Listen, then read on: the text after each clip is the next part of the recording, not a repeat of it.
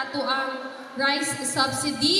So gikan ni siya sa national government, no, under ni siya sa local government support fund, financial assistance to local government units.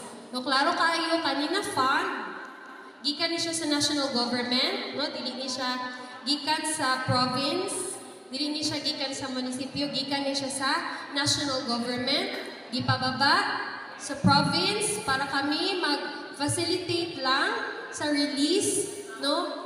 And then, nag-coordinate me sa inyong Municipal Social Welfare and Development Office, yung mga MSWDO, para mag-identify og mga names, beneficiaries na matagaan sa kanina rice subsidy. So, in terms of listing of names, dili na kami ang nag-facilitate ato, igo lang may natagaan og master list. So, ang nag-identify sa inyo po is ang inyong munisipyo itself, o sila po mas nakabalo, no, kung kinsa ang beneficiaries na matagaan ani sa ato ang rice subsidy.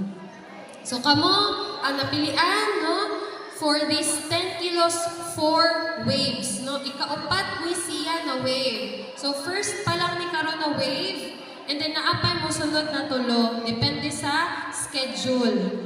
No? It's simultaneous na pag may mga kauban dito sa iban po na barangay, no, na mag-release po the same day. Karon po sila mag-release sa rice subsidy.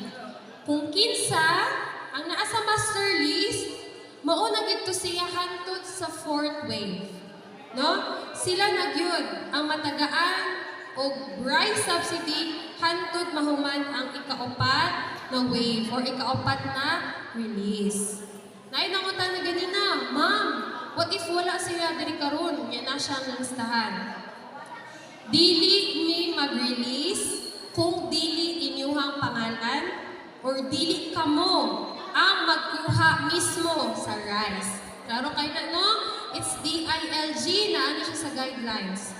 Dili mi pwede mag-release, mga ma'am, mga sir, kung wala mo diri. Maura gito ang rule, no? Halimbawa, ma'am, naa sa balay, ma'am, bedridden, dili siya kalakaw. Sige, pwede na to na siya mabuhatan og pamaagi. No? Pwede na to na matabangan. Kay dili man jud na sila maka-adto diri. Pero kung, ma'am, nagtrabaho, dili pwede. No? It's because ahead ni siya gi-inform. Scheduled ni siya today. Wala na siya laing adlaw. So, dapat nagahin jud og time para mag-adto diri. No? Para kwaon ang ato ang benefits or ang ato ang rice subsidy. So, in ato po ha. So, unsay pamaagi ani?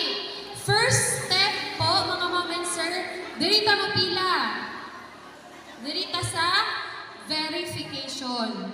Amo asang tan-awon kung naa ba gyud inyong pangalan po sa list. Please bring your card. No, gitagaan man mo og card sa MSWDO na, no? So, please bring your card.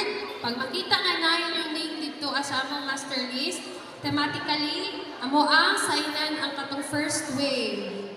No, sa validator. Signan na mo ang first wave. After that, proceed ta sa attendance and list of recipients. Sabihin, after ninyo maka-attendance dira sa forms, no, na naa diri sa atong next na table, diretso na mo dito sa releasing. No, ipakita ninyo inyong card na na-identify mo nga na dyan inyong pangalan sa master list. And then, proceed na matagaan na mo o rice. So, mauna dyan itong naa-dari. No, mao dyan ang una. Ang mga nag-adto na agyo diri ilang actual na presence. And then, ito lang man ang atong process, no, dali ra kaayo. Kaya mag-proceed na po mi sa next na po na barangay. Thank you, Secretary Patrick Remulla. So karon andam na nato ni siya nga ipanghatag. So kung mangutana mo yung sa pag-identify ang mga beneficiaries ani, so si PSWD ni coordinate sa MSWD sa Matanaw. And then si MSWD office sa Matanaw ni coordinate po dinaa sa tuang mga barangay officials para ma-identify, malista kinsa tong mga angayan nga tagaan. Ug ingon man ang gihatag nga guidelines is unta ma-priority ang mga kini bitong mga minimum wage earners or even katong mga below minimum wage, mga laborer, mga farmers. Nga nang siya unta ang ato ang ma-priority, no? Unya, ang atong sistema, before mo mahatagan, dapat na mo atong rice subsidy card. So, asa man ni siya makuha? Dinhi nga side, kini kay Ma'am Debbie. Si Ma'am Debbie is mauni siya ang representative sa MSWD office. Kay di man po namo ni mahimo ang distribution kung wala ang partisipasyon sa tuang Municipal Social Welfare and Development Office.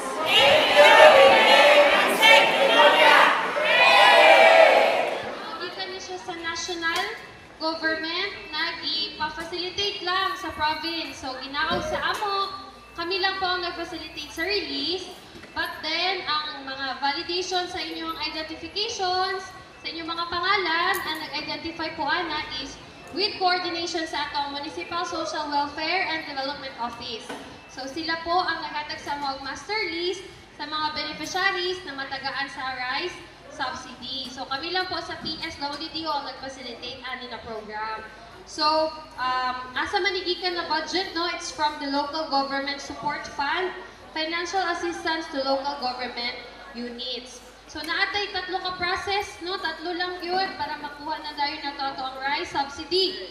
First is dirita sa verification, amo ang itan-awon ang inyong cards and inyong IDs if kamo ba jud, no? Ang nagrepresenta. After, i-check na mo sa master list kung naabadjud inyong pangalan sa listahan. After, amo tatakan itong mga the card, no, katong rice subsidy card, and then proceed na mo sa attendance, no? After sa attendance, maka-fill up mo dito sa duha man no kay per barangay man ta, so diri ang Sinawilan, diri ang Camanchiles. So same with diri ano side, no? Sinawilan, Camanchiles. After ninyo maka-fill up sa attendance, proceed na ta sa releasing. So ingato lang, tatlo lang ka process. Bibigyan ng 6 Trimulya!